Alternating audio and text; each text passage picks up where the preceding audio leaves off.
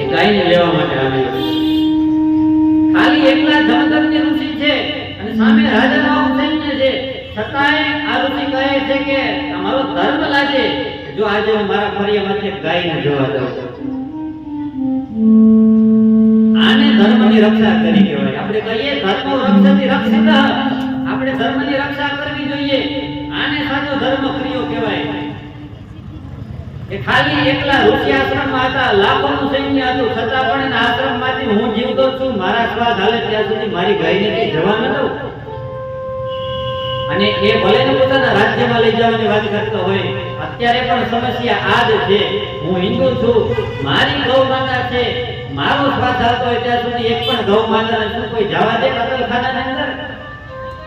આ ભાવ જાગૃત થઈ જાય તો ધર્મથી રક્ષતિ રક્ષિત થાય. આપણે ધર્મની રક્ષા કરતા શીખીએ તો ધર્મ આપણી રક્ષા કરવા માટે તત્પર છે.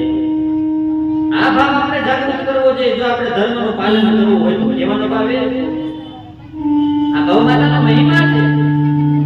ભાગવતની અંદર એમ કહેવામાં આવ્યું કે આ 12 વસ્તુમાં ક્યારેય ભેદભાવ ન કરાય. ઓમકાર, ગાયત્રી, પુરુષ સૂક્તમ, 3 વેદ, ઓમ નમો ભગવતે વાસુદેવાય મંત્ર, 12 સૂર્યનારાયણ ભગવાન, પ્રયાગરાજ, સંવત્સર, અગ્નિહોત્ર બ્રાહ્મણ હોય એ, અને તુલસી, વસંત અને પુરુષોત્તમ ભગવાન, અને એમાં 12 તત્વો બતાવ્યું આ સુરભી ગાય. આ 12 ની અંદર ક્યારે પણ ભેદભાવ ન કરવો જોઈએ. આપણી સામે ગાય કતલખાનામાં જાતી હોય તો ભગવાનને કતલખાનામાં લઈ જાય થાય. કારણ કે ભાગવત કહે છે કે આ 12 સરખા છે. ઉત્તમ ભાગવતમ નિત્યમ કૃતમ ચ હરિચિંતનમ તુલસી પોષણમ ચૈવ ધેનુનામ સેવનમ સમમ. એ ગાય છે એ સાક્ષાત ભગવાન પુરુષોત્તમ છે. આ શ્લોકની અંદર કહેવામાં આવ્યું છે કે આ 4 વસ્તુના ફળ સરખા છે. ઉત્તમ ભાગવતમ નિત્યમ, તમે દરરોજ ભાગવતનો પાઠ કરો. કૃતમ ચ હરિચિંતનમ, સતત તમે ભગવાનનું ચિંતન કરો. તુલસી પોષણમ ચૈવ, સતત તમે દરરોજ તુલસીજીને પાણી અર્પણ કરો. અને ધેનુ નામ સેવનમ સમમ, સતત તમે ગાયની દરરોજ સેવા કરો. આ ચારેય ફળ સરખા બતાવ્યા છે. કદાચ ભાગવતજીનો વૈષ્ણવ એક દિવસ પાઠ ન થાય, ચૂકાઈ ગયો હોય તો ગૌશાળામાં જઈને ગાયની સેવા કરી આવો તો ભાગવતનો પાઠ થઈ ગયો કહેવાય.